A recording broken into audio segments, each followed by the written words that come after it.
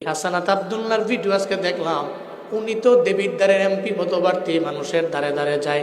ফজরের নামাজ পড়ে একটা মাদ্রাসা মসজিদ থেকে বের হইলেন।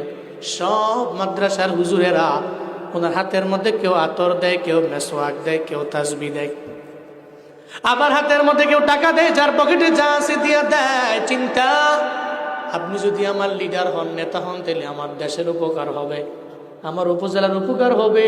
ইতিপূর্বে বাংলাদেশের কোনো মানুষ তো এটা দেখে নাই। কেন দেখলো?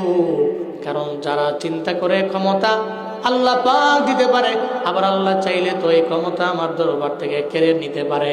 আমি জনগণের ভালোবাসা নিয়ে এই জনগণ থেকে যদি আমি নির্বাচিত হয়ে যাইতে পারি, তাহলে আমি তো সমাজের জন্য কাজ করলে চিরজীবন মানুষ আমারে মনে রাখবে।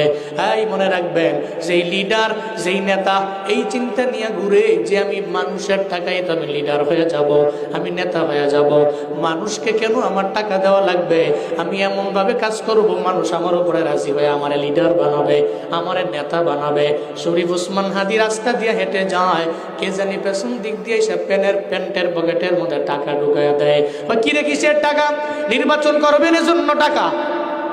বাংলাদেশের ইতিহাসে এমন এমন কোন কাজ এই জাতি কখনো দেখে নাই। এখন দেখেন কে?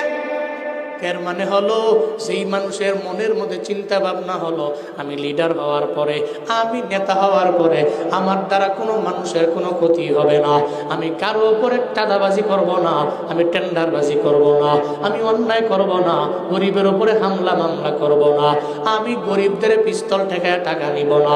যেই চিন্তা নিয়ে আগায় ও তো জনগণের জন্যই তো নেতা হওয়ার লক্ষ্যে দৌড়ায়।